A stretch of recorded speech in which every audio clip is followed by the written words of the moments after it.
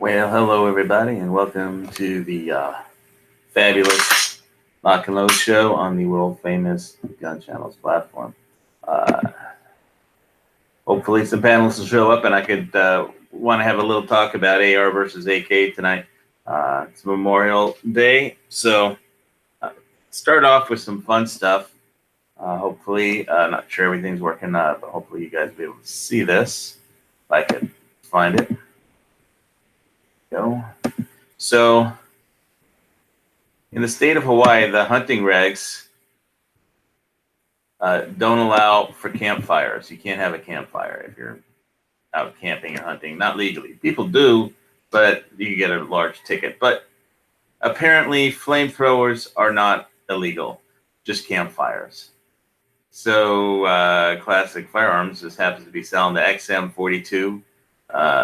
This is the light version in the video here. There's a pro version which has a little more fuel in it than this one, but it looks like a pretty fun little item.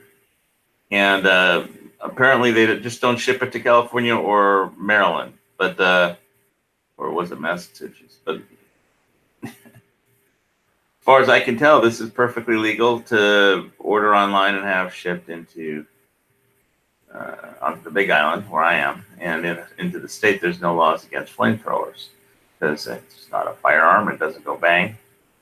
It just goes whoosh. And I just found that when I got the email from Classic Firearms that they said I think the light version is like just under $500, and the pro version is just under $700 or something like that. Pro version has slightly more bigger container for gasoline or diesel or whatever you're going to be shooting out of that thing. Just looks like fun. I mean, could be some useful uses if you're living in an area where there's snow and you want to clear your driveway, or you want to get rid of some weeds or whatever. And as far as the apocalypse, well, you could just use your imagination. The zombie apocalypse. All right, so it was just struck me funny that you can't have a campfire, not legally anyway. People do it, but but you can buy a flamethrower. Yeah, no laws against that one. So anyway, on other Hawaii news, before I get onto the AR versus AK, they found this person alive. 16 days, or some people said different news reports in between 15 to 19 days, depending on, I guess, the channel you listen to. But and anyway, there she is. They found her. Apparently, the guy on the left looked for wanted to keep searching Javier. I'm going to mispronounce his last name, so it looks like Cantalops, but a Latin gentleman, I would imagine, or Castilian, maybe from Spain. And anyway, he lost his job because he wouldn't stop searching, and so they found her by a creek. Apparently, she got lost, turned around, and then marched off a cliff and fell off took a 20-foot fall off of a ledge down and fractured her leg, her tibia. You could say, I guess a fracture is slightly different than a break, but it's a broken leg. So, and then the rain washed her shoes and socks away, flash flood. And let's see what else, other pictures we have of her. So you can see she was by a creek there, and here's the before picture of her. So that's before, yoga teacher, and after, here she is on the creek with two of her rescues. Here's the guy that basically his employer let him go because he wouldn't stop searching. So some very dedicated searchers wanted to find her, and her family had flown in from the States, and some people donated some money, I guess, and got them a vacation rental while on Maui. So while they were searching for her. And so there she is. She had a bad sunburn, malnutrition, and the fractured tibia, and no shoes and socks. The flash flood had taken them away. And she said she lived, all she ate was for those 16 days was a couple of moths she caught and some strawberry guava, which that's an invasive species plant over here in Hawaii. And if you've never eaten strawberry guava, it's this smallish, round, pink-colored, fleshy fruit, and it's very sour, and it has like no liquid. There's not moisture at all, hardly in it. Somebody came in. What's that? The Hawaiian name for that? I have no idea what they call strawberry guava in Hawaiian. It's an invasive species, so they just probably call it strawberry guava. I used to love the lilikoi. Lilikoi is different than strawberry guava. I used to love grabbing them off trees and eating them. They were delicious. Yes, somebody at a local bar gave me one. It's white, but you can get lilikoi. I had a lilikoi creme brulee for dessert at Umeke's on my birthday, but that was too much sugar. It was just too, you know what a creme brulee is. It's basically sugar and fruit juice, and then they take a torch to it and burn it on top, and they put a strawberry in it. But it was really good. But that she didn't have that. But obviously she had enough water. And so the thing is, like, if you watch like Naked and Afraid, usually they have their 21-day challenges. And what's really interesting is that the human body can survive for 3 weeks without food. 3 minutes without oxygen, 3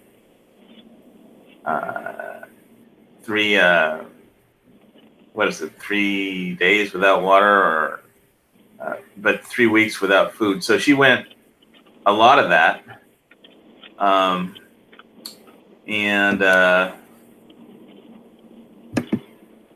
So there's a father and a spokeswoman. The father's happy they found her, obviously. Let's see. There she is before. So there's the search crew is happy. And so here she is by the creek where they found her. Helicopter saw her. They had been looking all this time too. So somewhat worse for wear, but I mean, look, before and after, that's a pretty big difference. But I'm sure she'll recover. And malnutrition, sunburn, and a broken leg. Mom's happy. There she is being hauled up in a helicopter.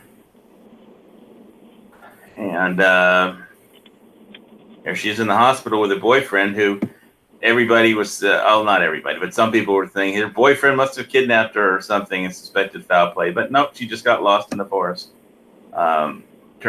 She sat down to get some rest, and then when she got back up, she wasn't sure which way to go, and she picked the wrong direction and walked over a ledge. But they found her. So that's great news. It's a miracle. Well, I mean, she would have given anything to have a cell. Yeah, don't go like out there without your cell phone, and because she could have just called for help. I mean, where's the one with her just calling her family on the cell phone? Because there she is on the cell phone by that creek where they found her, just letting her folks know on the phone that she's okay. And she sure would have been a lot easier to find if she had her cell phone, but she left it in her car. So be prepared. Walking around in the woods with her cell phone in her car by herself. Yeah, well, she had gone jogging on that in that park before, and she just got lost her sense of direction and marched off a cliff. And then with a broken leg, and she found water. So her only problem was just no food, really, and no cell phone to signal, no way to signal.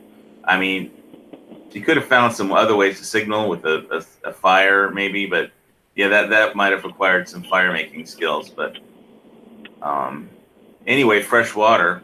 So it's waterfalls and streams, and basically she lost her shoes and socks to a flash flood. But it's a good news story. They got her out, so that's great. So how things going there for you, Jared? Pretty good. I just traded an AK and a Glock for a pre-98 Mac 11 pistol.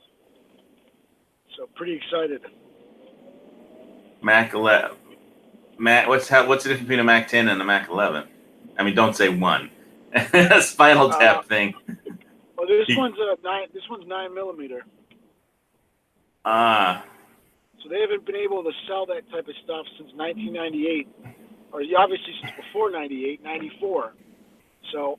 Yeah, I remember when I was a teenager, I had a haircut. The guy who cut my hair used to be an FFL, and he tried to sell me a Mac 10, and I didn't even know what it was, and I wasn't even I was into guitars back then when I was a teenager, not guns. So, but we went out shooting, and yeah, it was full auto and all, but I mean, I just shot semi-auto.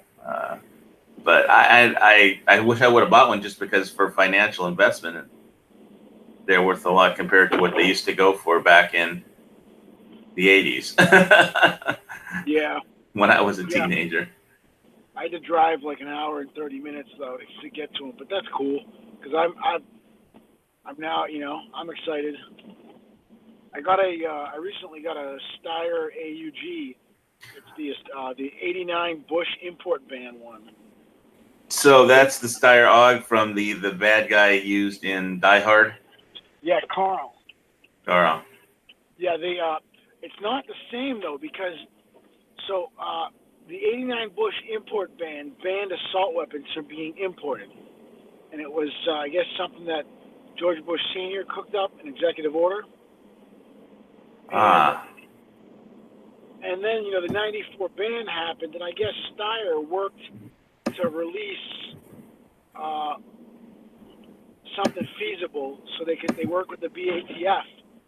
And apparently, according to one article I was reading, they shipped 3,000 of these guns over, and they ended up, I guess Clinton, there's a quote of him saying, I've been duped or something because of that, and then he pulled an executive order or something to stop them from coming in. But either way, it's a Steyr AUG with a that's the one you texted me a picture of. Everybody on the text chat on the messaging, yeah. Yeah, if you look at it, it's got a bull barrel. You can't put a bayonet on there. It doesn't have the quick change barrel. You have to use a tool to pull the barrel off, and it has that weird thumb hole in the back. But I'm gonna. Yeah, it's a bullpup. It's a bullpup. I like my Tavor, but. Well, it has an extra thumb hole for compliance. Oh. If you look at that photo, you'll see it in the back there. I'm driving home, so I can't pull it up, but I got to make it 922R compliant in order to cut that thumb hole off, and I'm probably going to do it. Okay. But that's the excitement that's going on with me lately. What about you? Not much. I got a little bit of silver that I talked about. I bought some. I doubled down on my Genesis of cloud mining of Bitcoin contracts, and because it was really cheap for 9 months worth of mining, and we'll see what happens with it. I mean, Deutsche Bank is so close to just collapsing that it's like they had a shareholder meeting over the weekend, and it's the stock price. It's it used to be at 90 euros, and now it's down to 6 euros, and it looks like a ski slope, and it's just a question of time before that linchpin of the financial system just gets pulled out. And I'm thinking that Bitcoin could, if it goes up to 20,000 again, then any money that's sitting on the sidelines is going to pile into it, and then it'll shoot up to 100,000 or something ridiculous. And then Dusty will be upset that he didn't buy any. But people make their own choices. I just got some extra mining on Genesis, and so we'll see how it pays off over the next 9 months, because they had a sale on 9-month mining contracts for $77. But yeah, I watched a lot of war movies this on Sundance, and yeah, but you know what? I was watching Die Hard on. They had it on BBC, and man, they cut out all the bad words. And if you take out the bad words, there isn't much dialogue left. Yeah. Yippee-ki-yay, Mr. Falcon. Yeah, and it's like all you got was glass. You didn't get any of the rest of it. All you got was, glass. And that's it. That's it. They cut out the rest of it. So terrible. Yeah, but that's the BBC, and they just edited out all the bad words, and that's just no fun. And so glass. That's all you got, just glass. Nice. Did you see Theresa May resigned? Is that her name?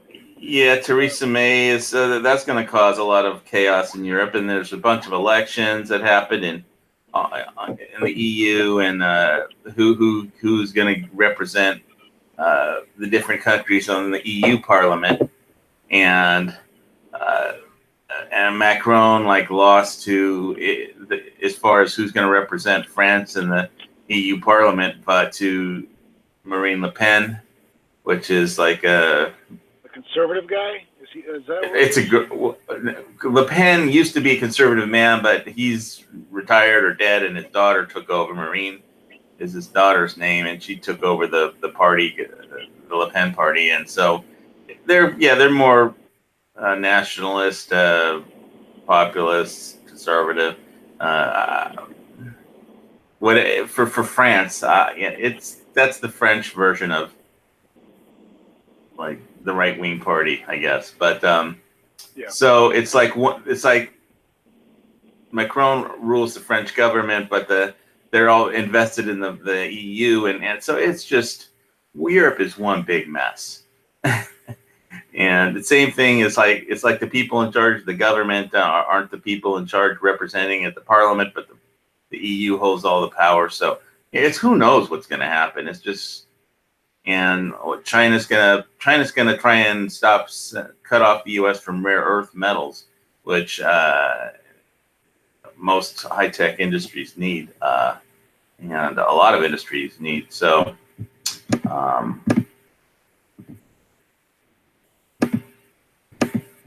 So have you taken your bullpup out shooting yet?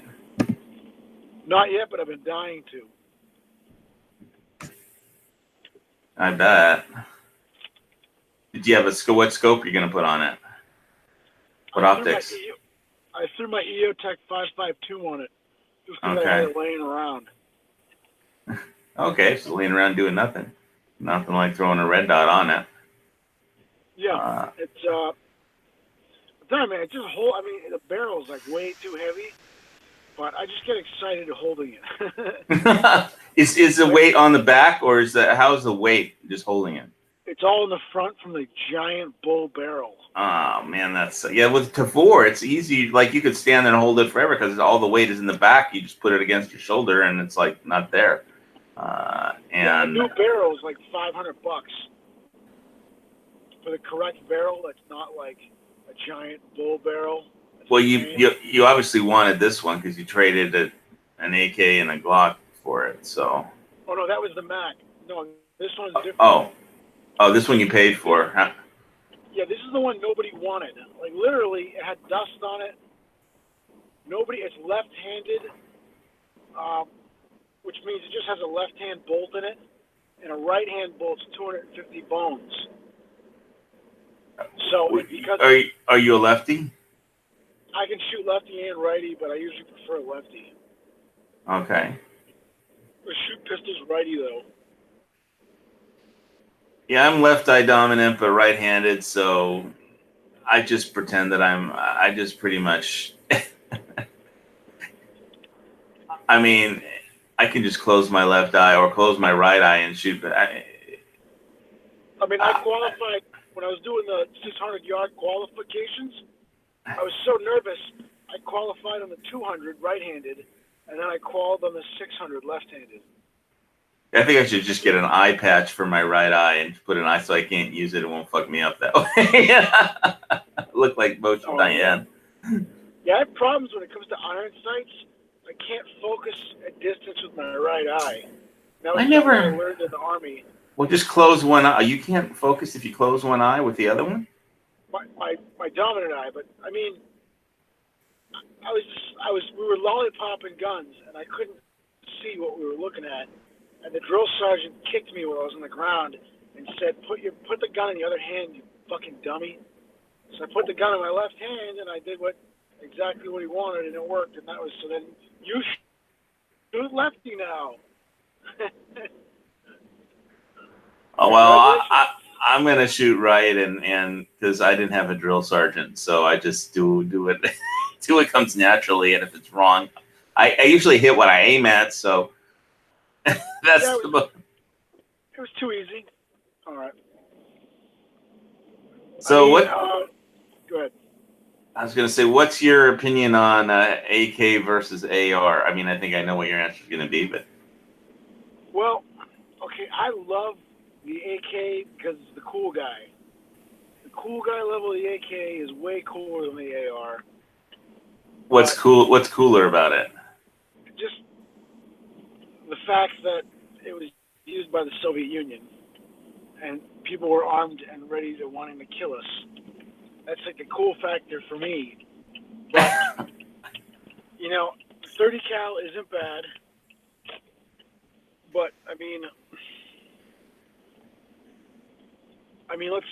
if you're talking 5.45 versus 5.56, I would say they're about even, but the AR is easier to use. You don't have to rock the mags in. The safety lever is easier to use with your thumb. So and safety. But I don't like safeties. I don't like them either, but it's definitely easier to use on the AR. I prefer the AR, and I've watched people say, well, the AR isn't as reliable. That's a lie. If you've seen the in-range TV's mud tests, you mentioned that, but I haven't. I've never actually looked on in-range, so just tell me what it was. Well, pretty much, the mud tests showed that the AR is superior to pretty much almost all the other guns, just because of the way the AR works. It has the gas vents out of the ejection port. So they have high-speed footage of the mud just getting blown off but from the gas exiting or venting through the ejection port. So there's now, I mean, it also, it eats where it shits. But on the same end, the carbon is also a lubricant. So you don't have to lube any of the internals. But I mean, people could say you don't have to lube the internals on an AK either. But they've done mud tests and they've done a dust test. And, I like the AR more. I'm more used to it. But which one's actually better? I think, and I'm not going to Paul Harrell you, because that kind of pisses me off when Paul Harrell's like, you watch a 30-minute video and he's like, I don't know, you decide. It's like, I watched a 30-minute or 40-minute video so I could hear your opinion, guy. What are you doing? But I mean, I would say it depends on whichever one you work with more. If you're using 5.45 versus, I'd say 5.45 might be better than the 5.56 when it really comes down to it. But I mean, if you're good with rock and locking, go for it. If you're not a rock and lock guy, go for it that way. Just train with whatever you're using, and it's gonna be fine. I mean, get them both. Like I would say that my thought is just whatever you're most used to. Like, there's people from the Army that did the tour and they had an AR everywhere they went, and they're just used to it, so they're gonna like the AR. And But if you're a civilian and you never had an AR and like me, I have an AK. I've got a Tabor and an AK, and I'm just what I like. What I could tell about the AK. It was really funny when I was talking about Squib one time, and he said any moron can learn how to use an AK. And so because we were talking about well, if I come like the shit hits the fan and I bug out to Michigan, you guys have a rifle you can let me use? And they're like, yeah. And which one do you want? And I said, well, what do you got? I was asking him if he had an AK, and that's when he said any moron can use an AK. And so I said, okay, give me the moron. I'll take the moron gun. Yeah, the sights. I mean, I didn't talk about the sights. The the GI sights are definitely like some Camp Perry target sights, and the AK sights are like pistol sights pretty much. So yeah, I've seen people be accurate with both. When I was a kid, I just spent hours and hours and all day in the backyard with my Daisy Red Ryder BB gun. And when I got an AK, it was like the same kind of shooting. And so it was so funny when I mean, because I literally had just grabbed the AK out of the box, didn't do anything to it. And the FFL who was there at the range shooting his AR, and there was like a target at 100 yards with, I think I've told the story before, a round target, an 8-inch target or whatever. And he had his AR with a rifle scope on his AR that was all zeroed in. And he fires a shot, hits the target, and he says, okay, let's see if you can hit it. So I took the thing out, never having shot it before, and basically not really having done any rifle shooting in like 20 years before. So hit the target the very first time, and he couldn't believe it because you see me shoot with a pistol, and he knows I'm not that great of a shot with a pistol. But that wasn't what I practiced with when I was a kid. It was iron sights with Daisy. And so then I just did. He said, well, he thought maybe that was luck. Let's see if we could do it again. So I started firing and Ralph rounds, and everyone hit the fucking target. Ping, ping, ping, ping. And then everybody else in the range came up and wanted to shake my hand like I was Wild Bill Hickok or something. And I mean, I hadn't even done any shooting in like 20 years. And so I would say if you practice with iron sights and you want a rifle that you could just pick up and shoot, it's a great rifle. And from I mean, with the 7.62 by 39 round, you have to allow for bullet drop at shooting at distance. But you're making a lot of noise there, Jared. What's up? Moving around. You're making a hell of a lot of noise. Oh, here, I'll mute. So one thing that you get out of from a 7.62 by 39 round versus, I guess, a 5.56. I mean, to me, it feels more like you're shooting a cannon when you shoot the AK. It feels more like a cannon. So I could see if you gave a bunch of AKs to make a army out of peasants in the field. When Mao said political power flows out of the barrel of a gun, he was talking about the AK because it feels powerful. And that's important if you're going to try and turn peasants into an army. They have to feel like their weapon is powerful. And that the AK definitely gives that illusion of power just because of the recoil when you shoot it. It feels powerful. And it's accurate. You have to allow for bullet drop with that round. I think it drops them more than when I shoot my Tabor. It seems like the 7.62 round drops quicker than 5.56, but that's no big thing. That's just a amount of holdover, and you get used to it. So,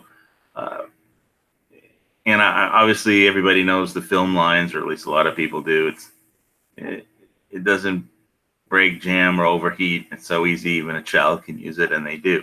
And I could really use that thing in the dark without. I could probably take it apart, put it back together in the dark, and blindfold it, and I could fire the thing. Anyway, it's like riding a bicycle. Once you get on that thing, you don't have to. It's hard to forget how to use it. It's Have you so seen a video of me doing the blindfold? The No. AR? Oh, with the AR I field stripped the entire AR blindfolded, including the bolt carrier group. in the dark. With, well, with a blindfold on. No, you couldn't do it in the dark because there wouldn't be a video then, right? Right. All right, let's get this Mac out of the box here. All right. Can we see a video of it, or? Yeah, I'll do it. Let me just get the gun lock off of it. It's got that new gun smell. No, it's that old gun smell, I think.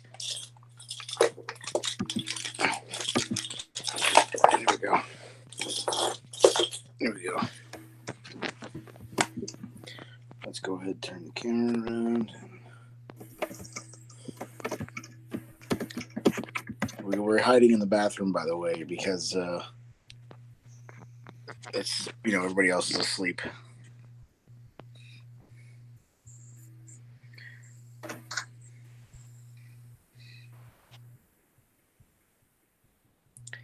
M11. So here she is. Pretty sick. It's a pistol. There hasn't been any of these types of pistols since at least '94 in mass. So pretty sick. Came with a bunch of pre-van mags, and I came with this is just a tube. It's not a real suppressor, but it's kind of cool though. It's like a fake suppressor. Yep. You've got something to put your hand on. Nice. So it looks cool if you want to make a movie and pretend like you're a SEAL or something. I mean, I don't know where I'm going to shoot this off the hip, but at some point I'd like to hip fire this, just to hip fire it. Well, can't wait for the video to come out of that. But I also want to see a video of your Styrog too at the range. When's your next range trip? I hope really, really soon. Honestly, I don't know when, but we'll see. So it's kind of cool. Came with a pouch with some mags, and I was trying to heckle the guy down, and I thought he wanted 3 guns, and I was confused by it. And then he only wanted 2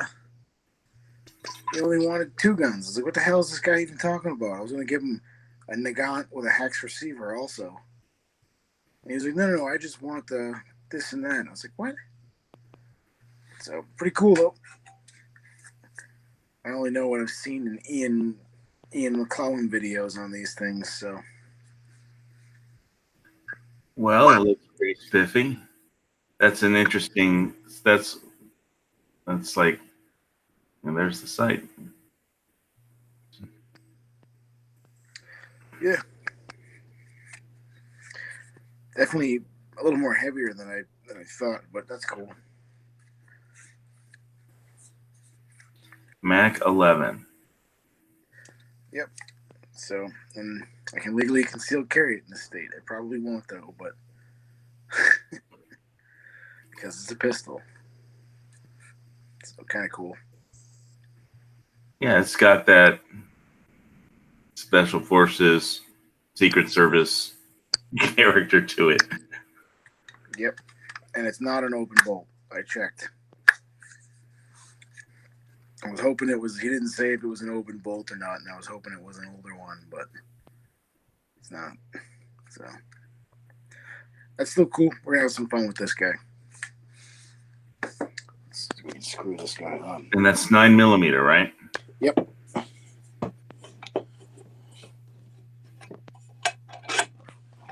So what model Glock did you trade for it? A 17. Glock 17. Yep. What version? Gen 4. Gen 4. Okay. Yeah. I got it from a where did I get it from? Like a department had sold a couple Glocks to my gun dealer, and he sold it to me. So yeah, I had it. I had it for a couple months. I never fired it. I thought I wanted to keep it, and I seen this online, and I traded him my AMD 65. That was all pimped out, and that was my baby. And I traded him the Glock. So yeah, but now we can pretend we're commando. Pretty cool.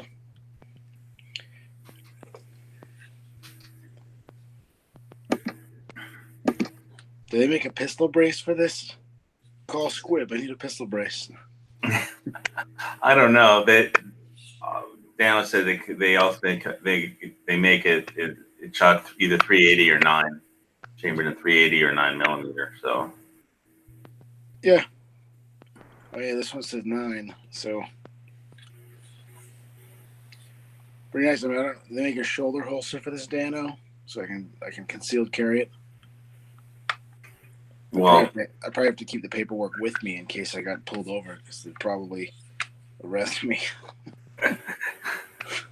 just because it looks evil. Oh yeah, that is one evil gun. So yeah, cool. I'm excited. I'm more excited for the Steyr. Obviously, Steyr is Well, whatever gun makes you happy, that's the gun you should have. I mean, so yeah. Thanks. yeah, I can't wait to see your range footage come out on it. And, Yeah, maybe I'll do a video series of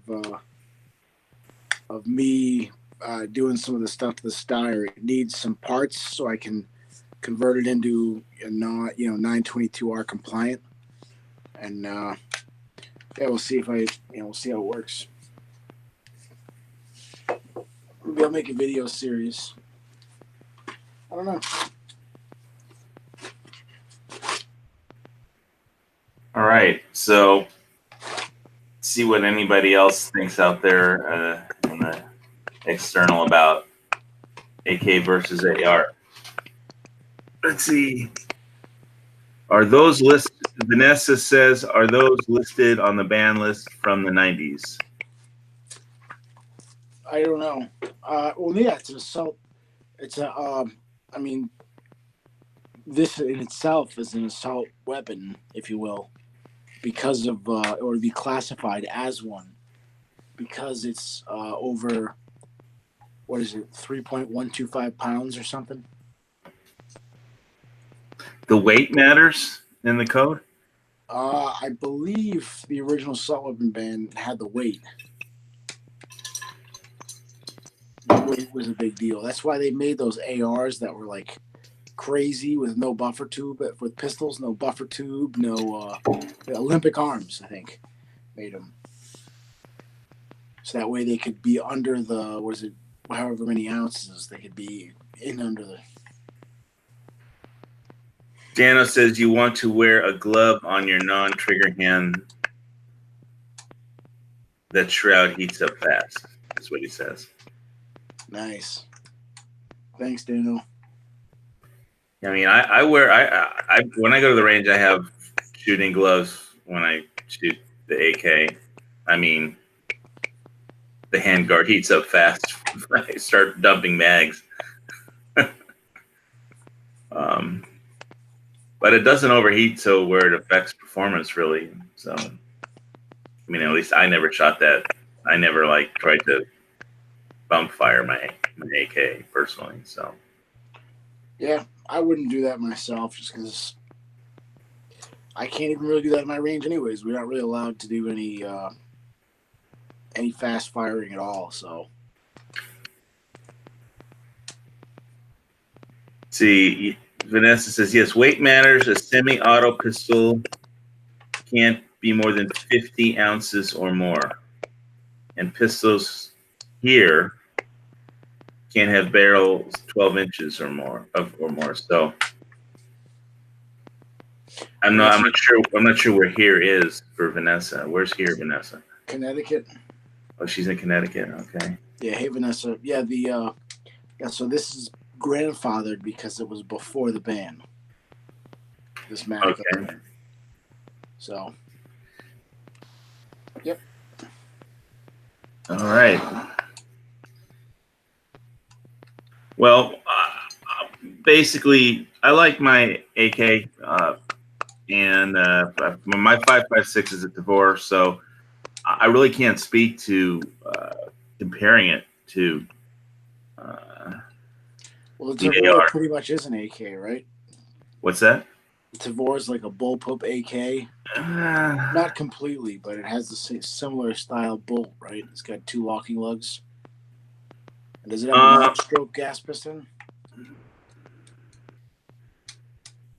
I'm not. I'm not, as far as how the thing functions. I know what to do to take it apart to clean it, and I'm used to shooting the thing, so I'm familiar with the manual of arms. But you want me to tell you a lot of tech stuff about how it works? Talking to the wrong person. It's what I like about the Tavor is just it's the weight is on the back, so you can stand and have it just on. If you're standing guard or whatever, you can it'll lean against your shoulder, and it's like it doesn't weigh anything almost in effect, and it's basically, I like the short barrel that's really close to your body that doesn't stick out like an AR, but this wasn't supposed to be a Tavor versus AR or Tavor versus AK. Well, no, I mean, yeah, I have the other bullpup by the Caltech, and the RDB, and that thing is it blows my mind how small it is and how it's got a 17-inch barrel and how maneuverable it is. It's great. I mean, basically, if you stick out like a pistol, like you're going to shoot it in a triangle position, it sticks out. Your pistol sticks out way farther than the bullpup does if you have the bullpup close into your body. So, it's and the thing. Yeah, I think people when they switch over from AR to any bullpup is especially the Tavor is that you don't want to swing your barrel from target 1 to target 2 because you'll miss because you'll move the rifle too much. Just little small movements. Yeah.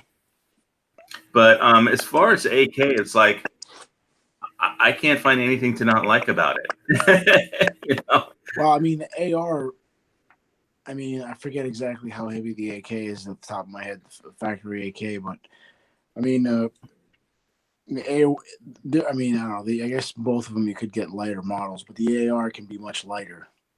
And the AR you can carry more ammo if it's in 5.56, but I guess if you're talking 5.45 versus 5.56, then it just depends what material your mags are made out of. But yeah. Basically, I mean, the only other thing I could say about the AK, it's the most prolific rifle on the planet.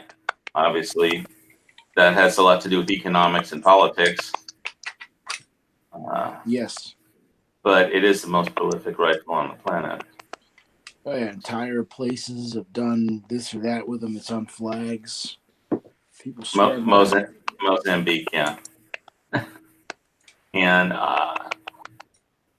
it's one of those iconic guns. When people see it, it's like a lot of people just associated that with like the bad guys.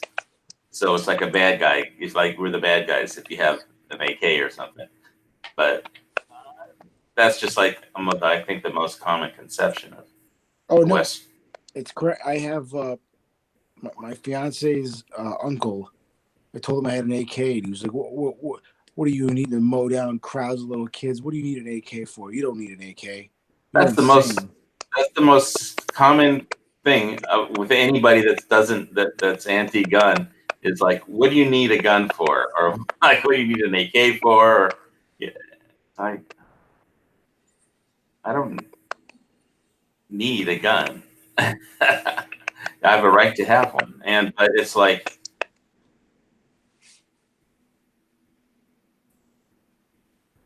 they're fun. That's about. I mean, I don't know if it's a guy thing or a gun person thing or just a freedom thing. We have these things called rights, and uh, it's not for the government to tell us what you can and can't do. It's for us. It's our job to tell the government what they can and can't do. But that just gets turned around for a lot of reasons, um, especially when you're going into troubled economic waters. What? You're still making a lot of noise. Is that all just you moving the gun around, or what? I'm just sitting in the room not moving. Every time you talk, I hear like chopping. Do you want me to? I can exit and come back in and see if it's me.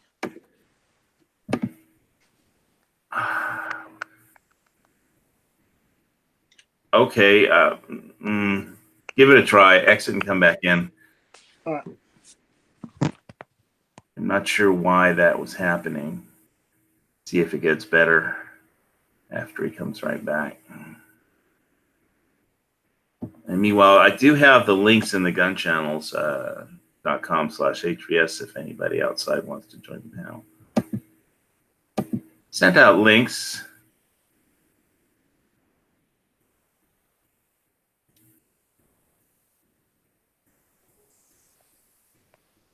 All right. I'll try talking. Okay, it's not doing it now, I don't think. Cool. All right, well, it's an internet thing then. Fixed. Fixed. All right. Let's see.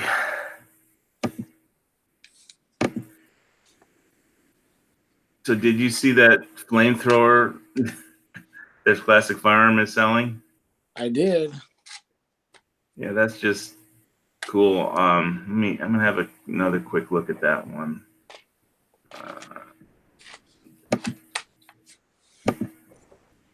Let's see. They've been pushing it hardcore trying to get people to buy it.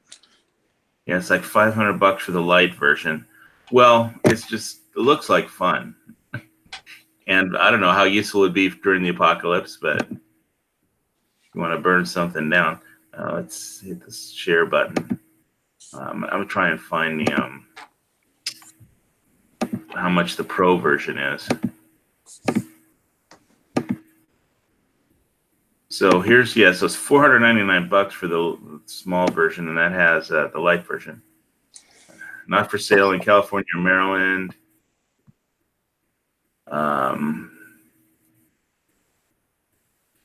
So this is 1.13 liters of fuel, gasoline, gas, diesel, ethanol. Typical distance 25 feet. All right, but they have a pro version of this thing. Let's see, here's the pro version, but it wasn't available. No, that's not them. That's just black, but the light version. All right. They have this under survival gear. I wouldn't know if I'd count this as survival gear. Okay, so yeah, the pro version is not in stock. It hasn't been. It's on sale, but out of stock, so they must have sold them all. But are these just like high-powered roofing torches? Is that all they are? XM42 modular flamethrower is the world's first fully handheld grab-and-go flamethrower on the market.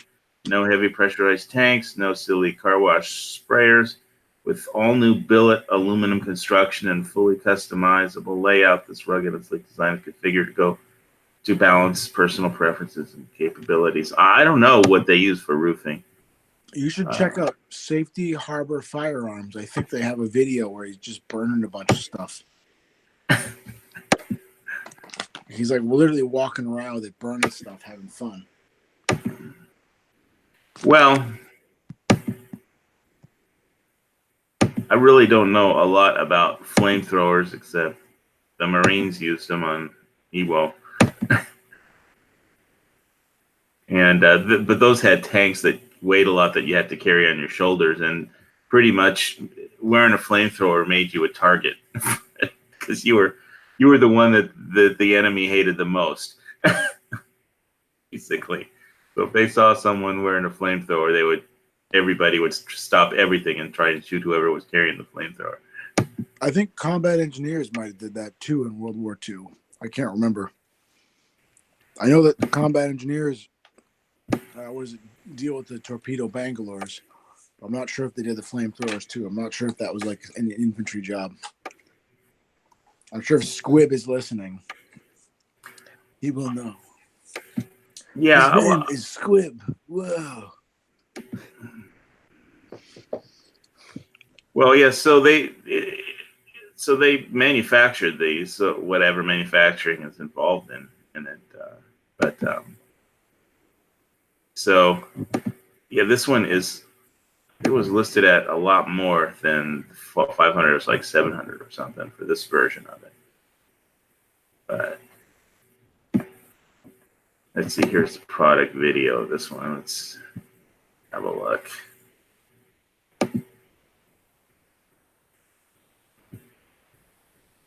And you absolutely have to set the woods on your property on fire and your house. Accept no substitute.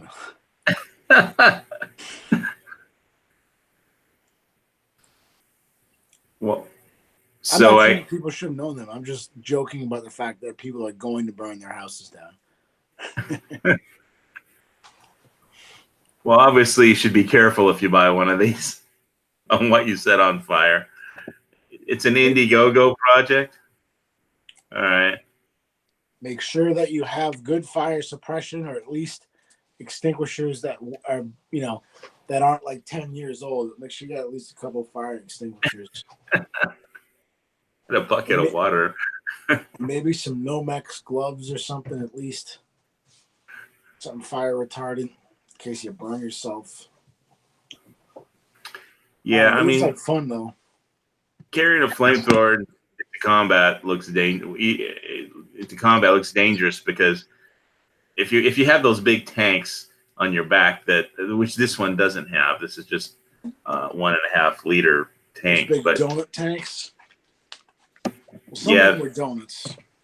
If they shoot the tanks, then basically you turn into a gigantic ball of flame. 1.5 liters on the expensive version that they're out of stock on. So, but it was just funny that you could buy a flamethrower and have it chipped to white, but you can't build a campfire. That's just crazy. How screwed up the laws are. Nice. That sounds like Hawaii. Yeah. I heard that people with solar were pissed that you can't plummet back into the system anymore. They changed the solar laws around, and the thing about energy, Hawaii is the most expensive state for electricity per kilowatt hour. I remember they had a huge strike when I was on Oahu. What kind of a strike? There was like a power plant strike or something. A power plant right near in Pearl City or something. I don't live on Oahu, so it's possible. Yeah, I don't really keep track of. Yeah, so pretty much the people if you want to use the solar panels that are on your roof, you have to have a battery backup. Yeah, well, I mean, a lot of people here live off grid, so all of it's either solar or nothing because there's no power. So, and if you want to live off grid, well, Big Island is kind of an off grid kind of a place. It's not too hard to buy a piece of agricultural land. You don't have to get a building permit to build on ag land. At all. So you can do whatever you want and only pay $200 a year in taxes for your property, even if you build a mansion. I mean, it'll be more difficult to sell if you want to sell it if you don't have a permit. But if you just want to live there in a house, can build whatever kind of house you want and only pay $200 for taxes if it's ag land. And like if you live in California, your property taxes can be a hell of a lot more than that.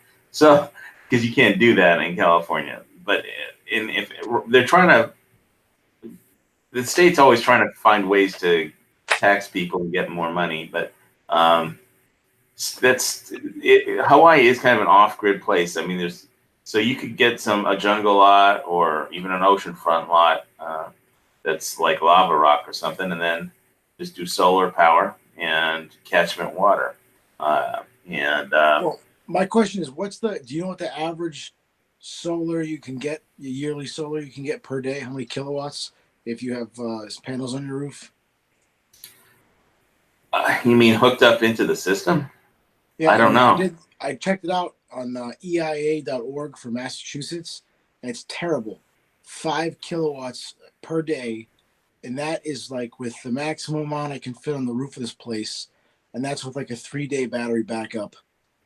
You're probably gonna get that 5 kilowatt, but it's. Why is that? Why are you limited to that? The amount of sun that you're gonna get. Well, but you store it on the battery, so. Yeah, but like that's what you're gonna get on average in the Northeast is 5 kilowatts per day. So, but I mean, it's something. We get wind here all the time, so you could, if you can't get it all out of solar, then you could back it up. Trump was making fun of wind farms because he was saying the environmentalists want like wind farms for power, but that they kill lots of birds. So he's making fun of how many birds get killed in an hour on a wind farm. So my biggest thing is, Ocasio-Cortez and these people want all this stuff to be done. They want everybody to have solar panels. They want all this. And all of this stuff is going to create an insane amount. All that stuff is going to be brought places by diesel and gasoline. That stuff's got to come from China. It's got to be manufactured with no emissions. Then it has to come here. Then it has to be, distributed to the different Home Depots. We're talking about some serious emissions being created just to do this stuff. Not to mention that solar panels need silver to work, lots of it. Yeah, there's a huge thing. But I mean, even think about this.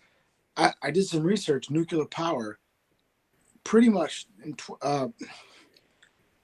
more people have died falling off of roofs installing solar panels than the amount of people that have died in the entire world from nuclear accidents.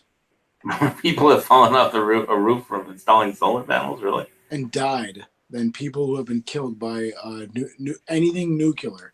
You don't have to install a solar panel on a roof. You can install it on the ground. Yeah, but I'm just saying, we are very afraid of nuclear power because of everything that's happened. And the last meltdown that happened because of a natural disaster, Fukushima, I'm pretty sure nobody died. Well, we got crazy stuff. Radioactive debris wash up on shore at South Point here on the Big Island, but yeah, not a lot of people. There's basically a beach there where all the debris washes up. They're trying to clean it up, but nice. I'm just saying, I think the fastest way you could get to that Green New Deal is nuclear power, but they don't care about that. They'd rather create 10 times the amount of emissions bringing people solar panels. Well, we've never, because when the former leader of the Senate, Harry Reid, was in Nevada and he killed the Nevada, the waste dump in Nevada, there's still no place in the country where we have agreed to store nuclear waste.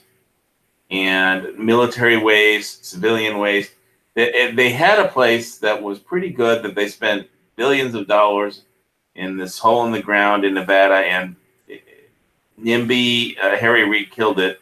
So, and he was in charge of the Senate when the Democrats ran the Senate. So that project was killed. And there's the only thing that I would at least understand is that if you're going to build more nuclear power plants, you should at least figure out some place to put all the nuclear waste that we already have sitting in like just storage yards and fenced Oh, I in, agree. and but politically that's like impossible. It's like there are certain things that are politically impossible, so therefore common sense doesn't work in politics. I don't know what to say. Yeah, no, I mean, I realize there's that, but you get the most, what is it, amount of fuel to what it produces. Yeah, energy. The ratio is off the charts with, and I'm not saying it's like a forever, like we just do this forever.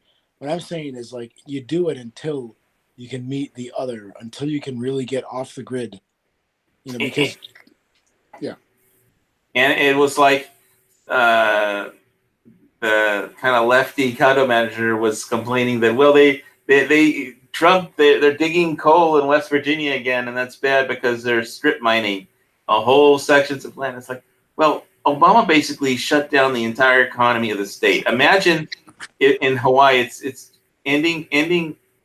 stopping coal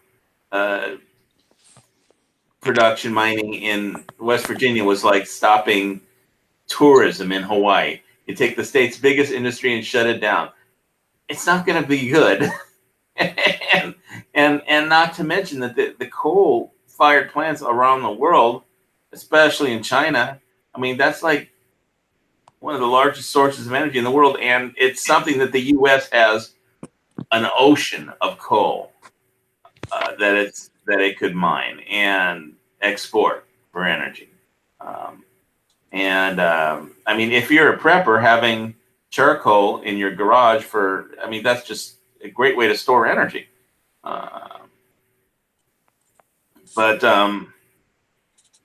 So there's like economics, and it's not just what makes common sense. It's economics, it's politics, it's bureaucratic deep state regulators. It's the whole fucking human condition of human beings on this planet. That's why wars start. That's why, I mean, and like someone was complaining about, oh, they want to start another war with Iran, and somehow that's like America's fault. It's like, no, the Persians have been fucking with democracies since the Battle of Thermopylae, which was 410 BC. So you really can't blame America because the Persians are like the way they are. And I think in Tehran, the people are really shouting death to Iran in Tehran because they just hate their government, which I guess it's easier to hate your own government because governments always wind up screwing their own people over more than before they get around to screwing someone else over. Yeah, I don't know. Did you see the guy in Iran who carried the American flag through the whole marathon because they wouldn't let the American marathon runners in? No, where was this? Iran. There was a marathon. They had a marathon? And they wouldn't let the Americans in, so some guy decided to carry the American flag with him the whole race. He's probably going to end up disappearing. Unfortunately, I'm not saying that's a good thing. I'm just saying you might not know where he went. Well, it's that kind of a country. It's that kind of a region. Yeah, that sucks, but well, so today's Memorial Day. I just thought I've been watching a lot of war movies and stuff, and I'm not sure. It'd be great if Squib could tell me what exactly Memorial Day is supposed to stand for, but I think what it should stand for is basically all the families who got a letter saying your relative, your son, your daughter was killed in combat, and I think that's what it's supposed to memorialize. But I'm not really sure. I'm not an expert on Memorial Day, Armed Forces Day, and stuff like that.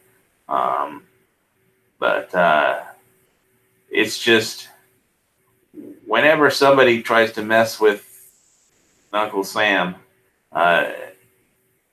somehow a war starts, and it's like with Iran right now. The Ayatollah of Iran says we don't want a war with the United States. President Trump says we don't want a war with Iran. That doesn't mean there's not going to be one. I mean,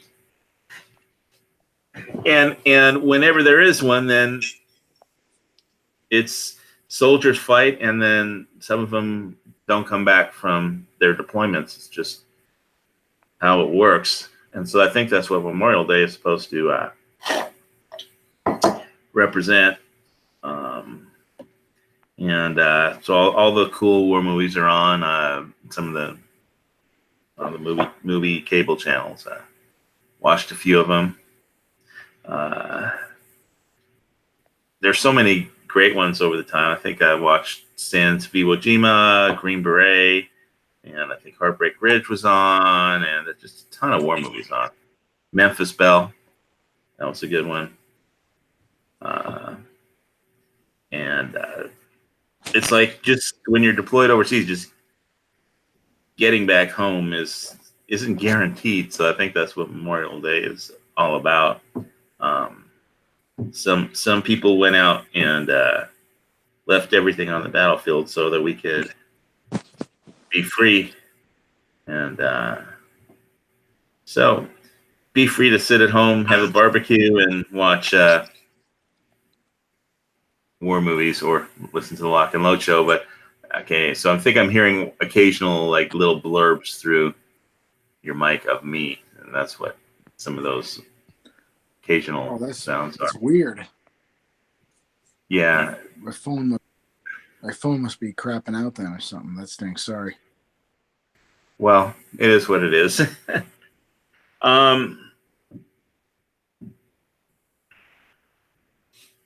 Let's see.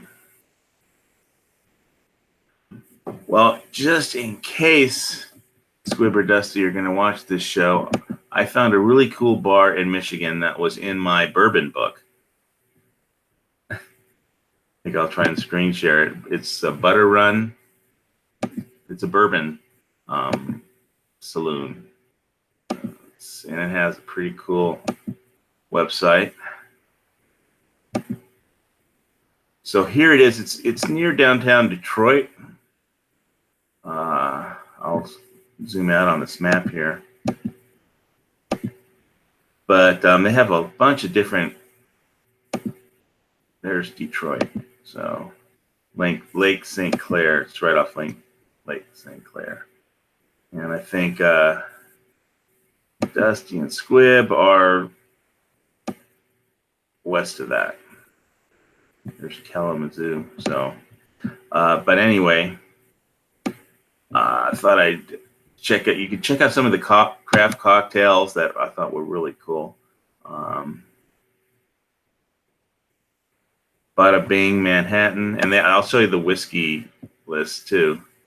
A Basil, a Basil Valentine, ginger mint iced tea, a Hendrick's Cucumber Collins. Now, I have simple syrup. I have Hendrick's gin. I could buy a cucumber, I guess. Lemon juice. I have to go buy a lemon. I'm not sure what Saint Germain is, but I have to go get a mint. Honey Rose, House Manhattan, Moscow Mule, vodka, ginger beer, regular old fashioned, sunny old fashioned. Anyway. Those are some craft drinks. So this is like a bourbon bar. I'm going to just run some photos before I do the whiskey list of this cool little bar. So if I ever do visit Michigan, this will be like the first place I visit.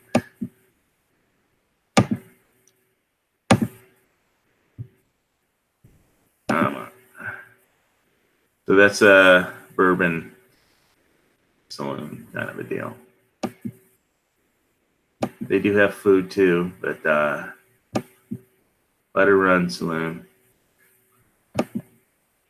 So I think I found my first real spot that I actually really want to visit in Michigan. That's cool. Let me show you the whiskey list. Bourbons, start off with the bourbons. So basically I've been reading a bourbon book on bourbon. Bourbon bartender, I think. by Jane Danger and a couple other bartenders. I picked up some Evan Williams at Walmart today. Amador Double Barrel, American Barrel Small Batch, Angel's Envy,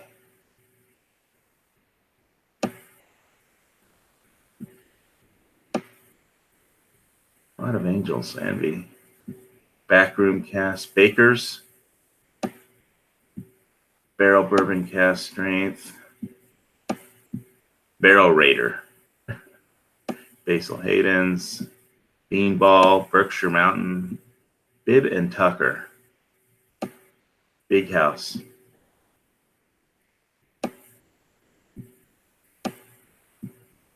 Blade and Bow, Blanton's, Blood Oath.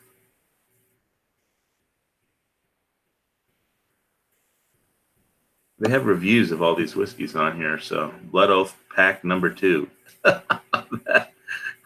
I need to go and try some of these, because these aren't the things that you could actually. I mean, this is like you have to go to a bourbon saloon like to actually find or try, because I've never seen this stuff around here. Breckenridge, Buffalo Trace, Bullet. I've heard of Bullet Barrel Strength, Calumet, Cassius Clay. Straight bourbon whiskey.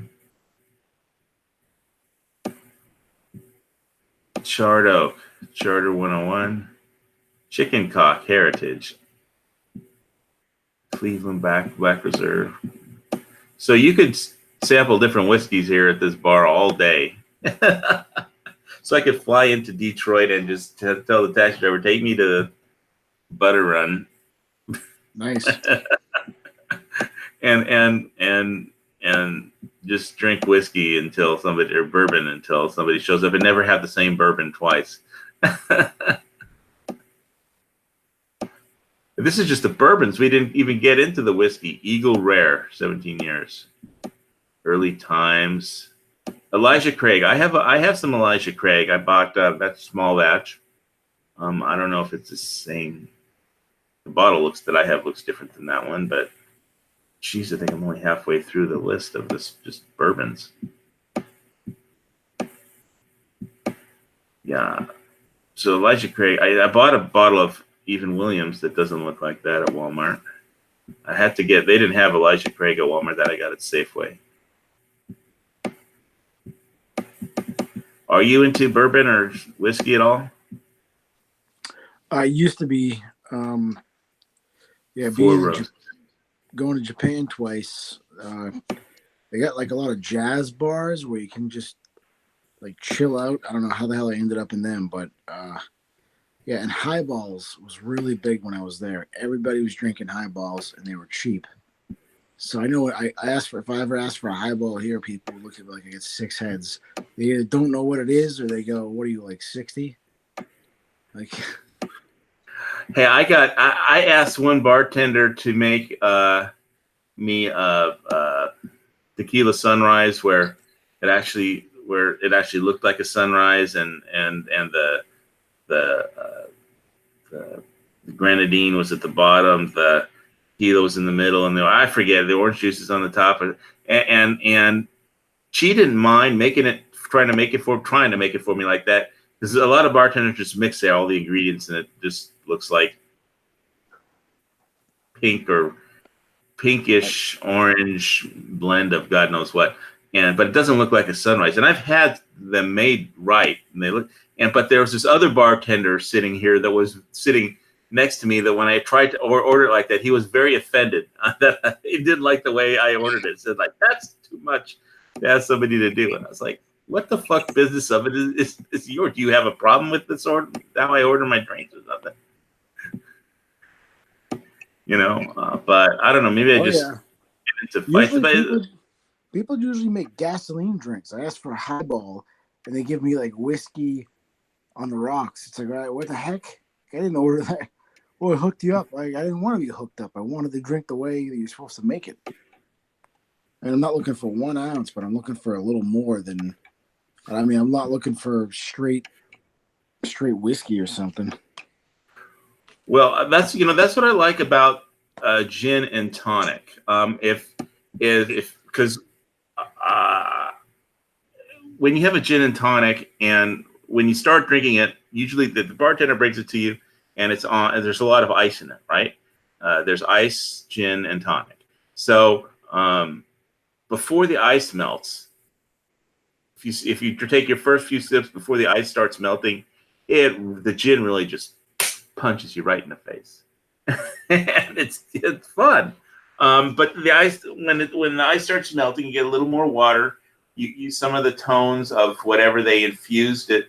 I mean, gin is it's basically the juniper plant, and it used to be called Geneva or something like that. And the, the Dutch made it. The Dutch military gave it to their soldiers, and when the British started fighting with the Dutch on the same side, then they started. That's how gin. They brought it back to England, and that's how gin got introduced into England. And then one of the kings started liking it, and then they started making it.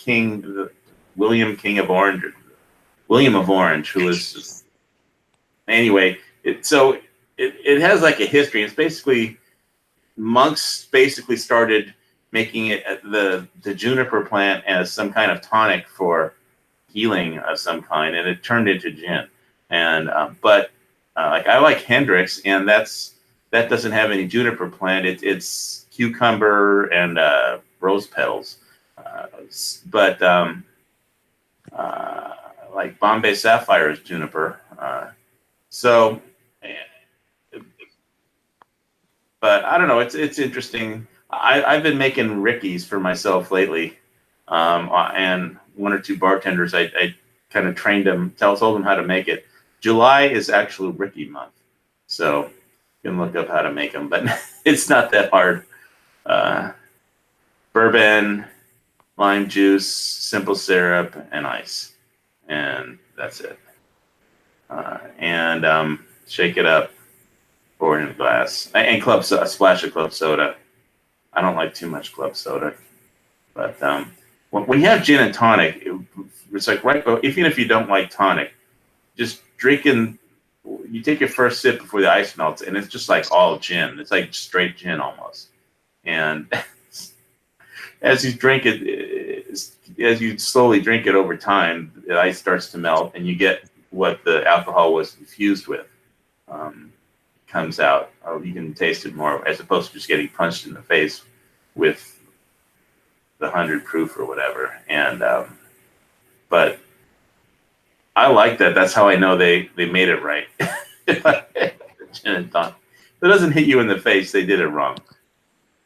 Although sometimes over time they might not put as much booze in your second and third drink as they do in your first.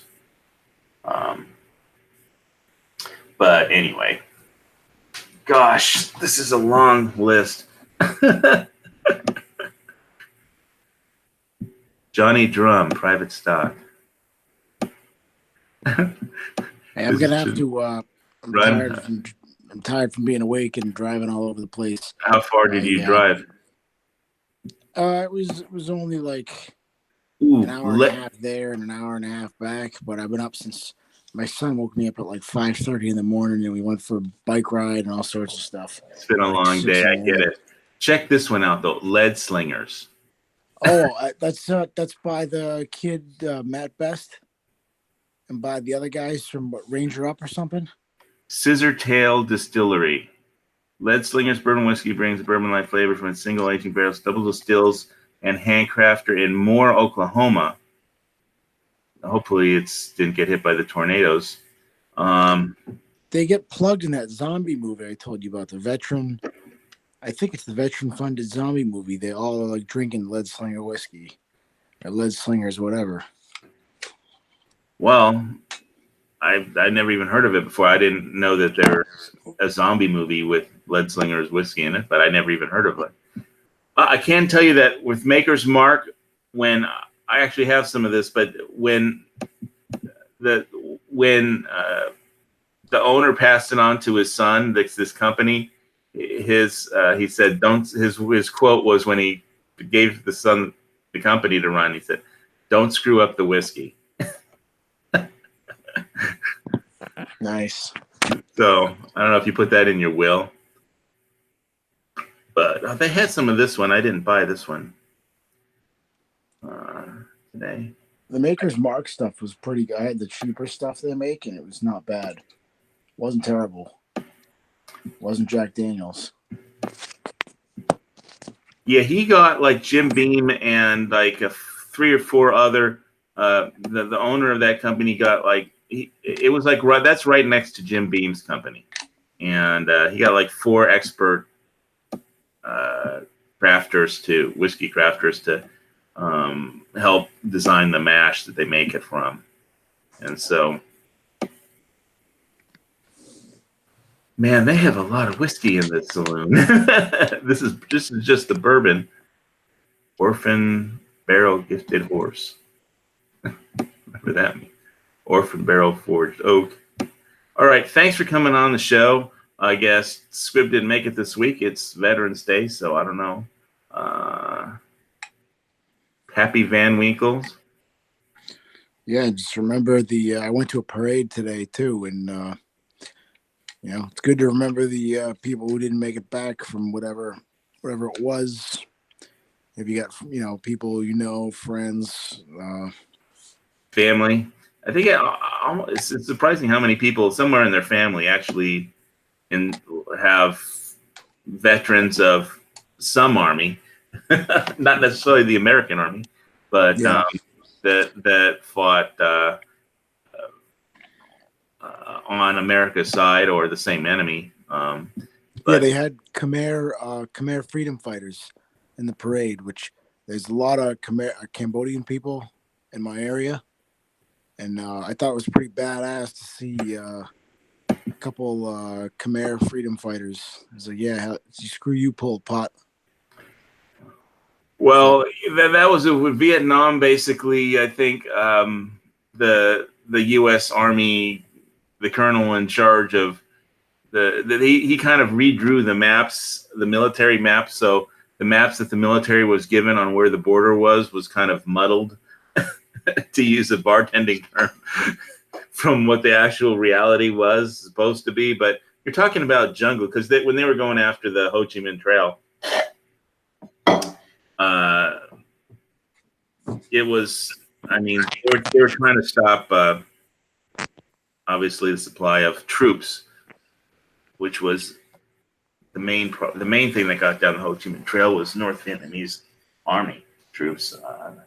Not really as much supplies as they thought, but it was basically just the Ho Chi Minh Trail was that they were going through some pretty rough jungle, carrying whatever supplies they could, but it was mostly troops. And if you've seen Naked and Afraid or any of the survival shows, that was a gnarly ass trail that those troops were going down.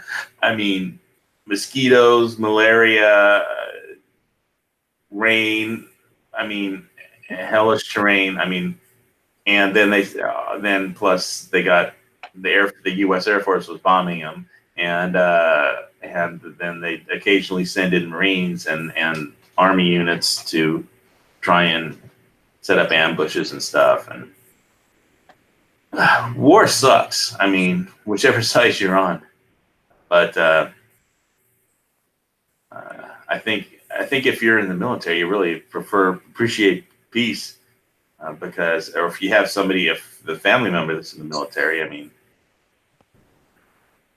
sending people off into a combat zone generally means people get killed.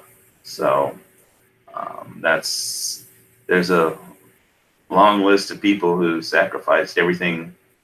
Left it all on the battlefield so that, whatever they thought it was worth something. But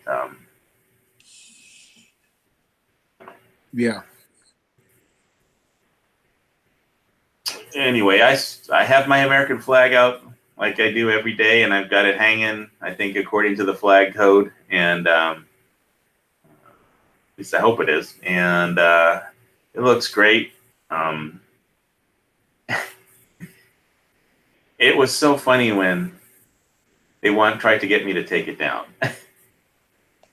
They actually told me they thought it was an eyesore, and I told them they have to pry it out of my cold dead hands. I mean, they could fine me or something for flying an American flag or something, but yeah. It's so I heard in the news somebody got fined because some dealership, outdoor dealership, got fined because their flag was too big. I saw it on the news. Yeah, and he said it's like a $500 a day fine, and the business owner said, "Okay, I'll pay it." They're going to get me to take it down because he had this gigantic American flag that was huge over his business, and it was like some kind of outdoor retailer, and he just wouldn't take it down. And said, "Okay, it's going to cost you $500 a day retroactively starting a year ago." Like, okay, fine, I'm not taking down the flag. You can give me a fine. And I suppose he could fight the fine in court, but they aren't going to make him take it down apparently. So, Nice. I mean, yeah. So I guess a lot of people think it's worth fighting for still, and whatever all the politics and disagreements and arguments are about. I mean, there's been disagreements and arguments since the union was founded.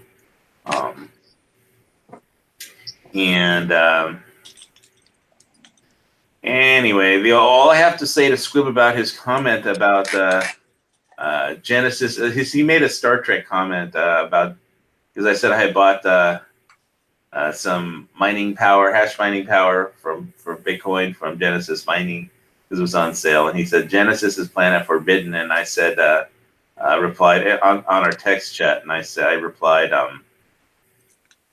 Queen to Queen's level 3. So that's like a nerd challenge, a Star Trek nerd challenge. You need to know what that means, and you need to know the counter move, the counter side for that move from an episode called, I think, from the original Star Trek series, "Those Whom Gods Destroy." I don't remember that one offhand, but I will tell you, we play pen and paper Star Trek, pen and paper Star Wars sometimes. And my brother, we had a guy there, and this guy's really good at board games. One of the other guys, something went wrong, so we opened like a conduit panel or something, and was like with his turn, and the other guy was like, "What the hell did you just open?" And the guy had never seen Star Trek before. Like, he didn't even know what the Jeffrey tubes were. They're like, "Well, you don't know what a Jeffrey what?" Right. Well, let's see if anybody out there knows the proper countersign to Queen's level 3. The external. I doubt it, but it's possible. Somebody knows it was a 3-dimensional chess game move, and it's a challenge. Basically, if they went down to a penal colony and he left the engineer, Scotty, in charge of the Enterprise, and he said, "Okay, before you beam us back up, here's the code and the countersign." And so when somebody calls up and says, "Okay, beam us up to the ship," Scotty is supposed to give the challenge, which is Queen to Queen's level 3, and then whoever wants to be beamed up has to know the countersign to get, or they won't be beamed up. So consider that a nerd challenge. This is the nerd challenge of the day. Nice. Yeah, I watched like a couple of the older episodes, but I really, like, I grew up like watching TNG. I grew up watching the original. Yeah. So, but I'm an old fogey, so. Well, I mean, the Next Generation was on TV, so I always loved it. Some of my favorite episodes were the Borg episodes and the Q episodes.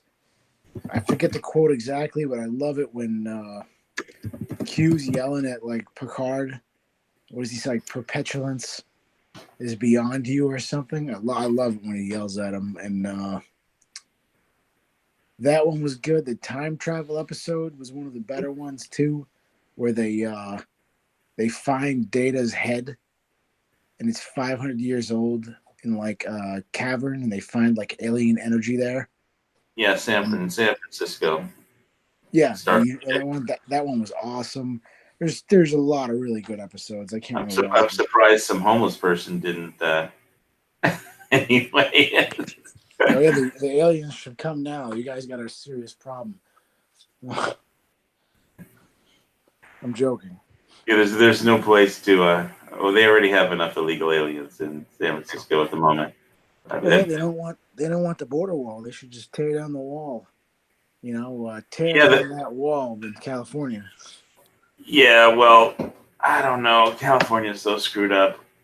They couldn't tear down that wall. There's no way they could tear down that wall. It would be terrible. They could do it. I mean, it would be insanity. I mean, for them, listen, I'm not a guy who's against open borders, but I am. But they could tear it down, and but insanity is the norm in California. But they don't want that. They want to have their controlled system where they can do what they want to do and blow all the money. They don't want, because then they go, oh, we want immigrants, but only the ones who, either come here legally or the ones who jump illegally. We don't want to just open the border and let people flood in. So I don't think California knows what it wants, except they just want more. I mean, here I got this one thing I'm going to share. I need to open up a file so we could just explain this without they want to redo, like they want there to be no electoral college, right? Yeah, they want like half of the country to not be represented in any way, shape, or form. Right. So I have this. I'm going to do a screen share of this really quick. This is what the country would look like without the electoral college. Share. Okay, can you see this? Yes, I can see it. This is what a U.S. election looks like without the electoral college. California, Texas, Mexico. I guess they count in Mexico. They have more of a vote. New York and Florida, and nothing else really matters because those 4 states are just. And in between California and New York, that ensures pretty much Democrats win everything. So that's what the country would look like without the electoral college. It took. I mean, after the Revolutionary War, it took a long time for them to come up with a constitution that everyone would agree to, and this is why they did. They didn't want the bigger states just ruling. I gotta go, man. I appreciate it. Thanks for having me, HVS. Yeah, thanks for coming on, Jared. Good luck. I can't wait to see your range video. Good night. Oh yeah, good night. Thanks everybody in the chat. Yeah, thanks everybody for tuning in tonight. It's Memorial Day, so I guess a lot of my panelists are out. I sent Oklahoma a link and all the usual characters, and there's a link on the Gun Channel site too. But I don't think anybody hopped in over there. It has been kind of vacant lately on the Gun Channel side. But thanks everybody for tuning in. I'm gonna wrap this show up for tonight. It is the reason I haven't gotten any more guns in the last year or two, ever since they passed the Rat Act list, which is being challenged. There is that lawsuit starting against the FBI that's been filed by Hawaii Gun Rights Organization, Hawaii Firearms Policy Coalition. So we'll see how that goes until they figure that out or cancel it out or call it out for being a fraud and an illegal fraud, a doubly illegal fraud, because all fraud is illegal, but they have their own special kind of fraud in Hawaii. I'm not really going to be buying any more guns in the state until they do away with the Rat Act list one way or another. And there is litigation to starting the ball rolling on that. So there's there's hope. Maybe I'll be able to get an AR one of these days in this state, but I'm not in a rush. I got 4 long guns and a dozen pistols, and I don't have a flamethrower yet, but it's on my list. All right. Thanks for tuning in, everybody. See you next week. God bless America. And keep her strong.